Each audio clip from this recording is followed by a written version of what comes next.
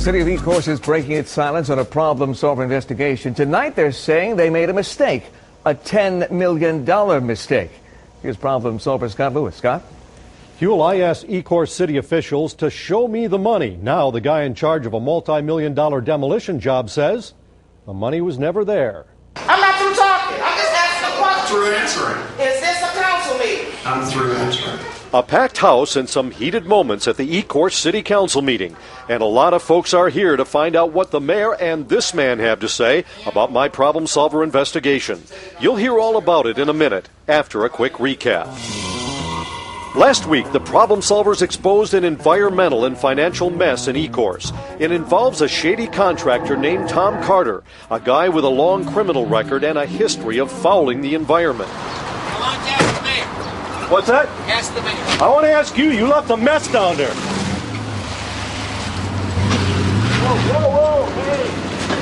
I didn't leave a mess down there. You ask the mayor, okay? Have a good day. The city hired Carter to tear down an old steel mill, but he left the job unfinished with piles of debris everywhere and more than $500,000 in unpaid bills. But how could that happen? The city had claimed there was $12 million worth of scrap metal in the old factory, enough to pay for the demo job with millions to spare. Jay Strasner chairs the agency that ran the demolition project. Now he says there was only $2.3 million in scrap, not $12 million. These figures represented speculation of individuals who submitted bids for the demolition job.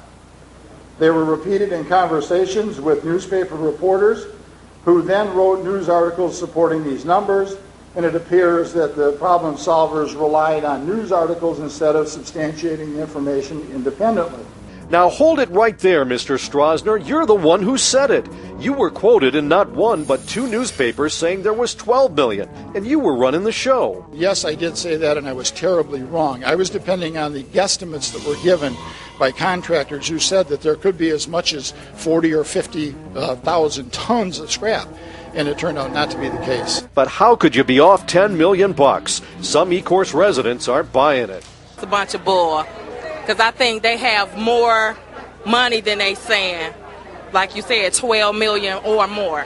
Steve Torres doesn't buy it either. He originally won the contract to tear down the steel mill, but the city rescinded it and gave the job to Tom Carter. Torres is suing the city. I don't know how they would come up with that figure. How much do you think there was in there? From my background, I would say there was anywhere from $12 to $18 million in scrap metals in that building. Really? Yes. When Torres' lawyer deposed the mayor of Ecorse, something very interesting came out. According to the deposition, Salisbury has 3 social security numbers and a false identity, Larry B. Parker. The people of Ecorse want to know about that, too. Mr. Mayor, the 3 social security numbers. We'll deal with that at the appropriate time. I'll decide that. When people kept pushing for answers, the mayor called the meeting to a close, and that was that.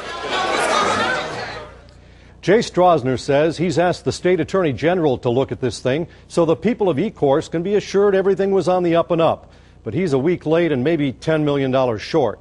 State Senator Ray Basham has already called the attorney general asking for a probe. He did it last week after seeing our investigation.